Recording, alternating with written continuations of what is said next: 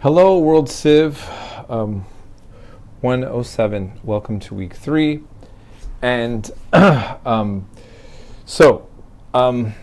just want to remind you all to hang in there. And yes, summer courses are difficult. We're doing 3 chapters a week.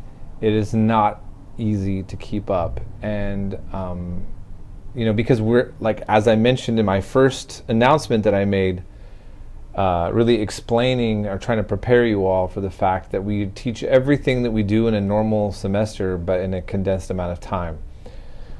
So that's where we're at. So yes, we have our first exam, which is a paper, and it's going to be graded in the same way it is with a Sunday paper. I don't grade that difficult on these things. You're rather covering the content that we're talking about or you're not.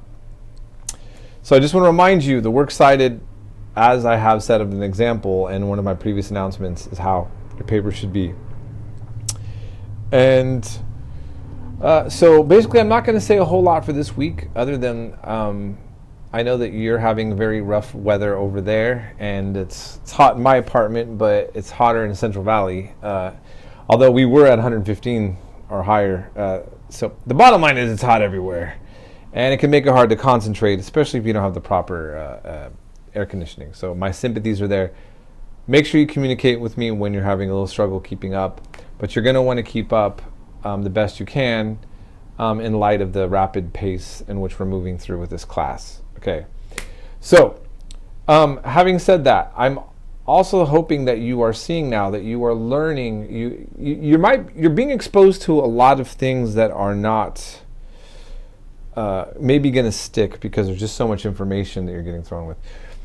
But understanding about Belgium's role in the Congo, understanding about Sudan and the Mahdi, and the relationship of British imperialism and all these various contexts of different events within Africa, the Middle East, and all of that.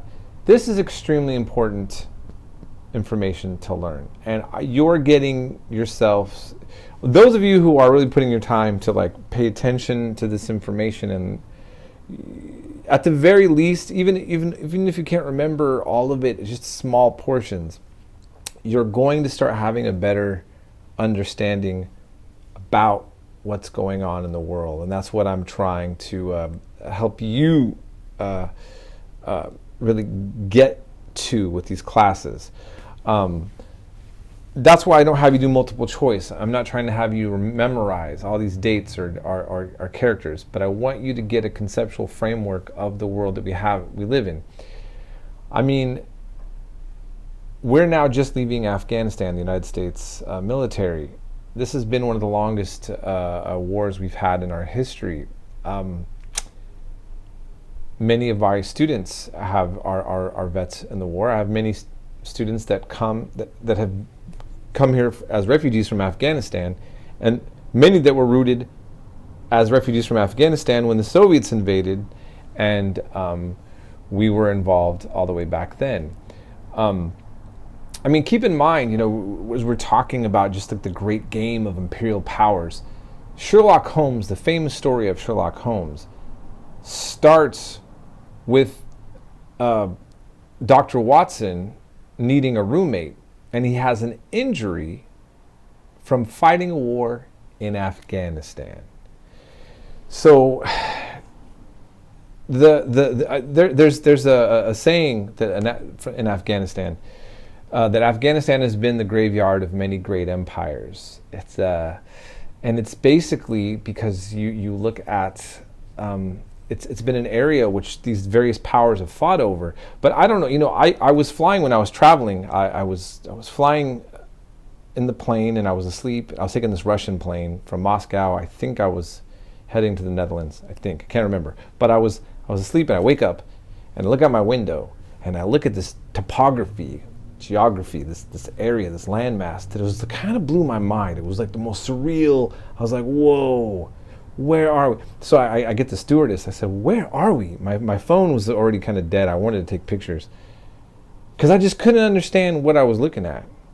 And she just smiled at me. She goes, that's Afghanistan. We're flying over Afghanistan. Now, why?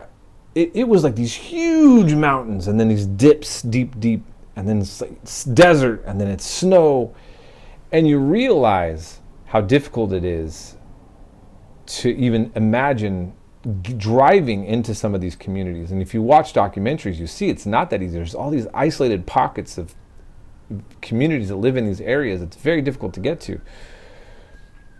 And so then, I was thinking, like, why would any government think that they're going to control a landmass that has topography like that? And I'm just talking about on a strategic level. I'm not even going into the moral or ethical questions, which is a whole other topic that we could have. So it's just, I guess what I'm saying, though, is that it's like I've realized over the years is when I think about all of these questions and we look at what's going on now, and now there's something going on in Haiti, and what's the role for the U.S. to be in Haiti? Should we be in Haiti? What about Latin America? What about Africa? Egypt is the second largest military aid recipient of the U.S. government. Why? Israel is the number one military aid recipient. Why? Okay, I can keep exploring these things. We're going to cover as much of this as possible. I'm hoping to give you nuance to get you comfortable enough to realize that while you might feel overwhelmed, I want you to feel, maybe for the first time of your life, to have been starved.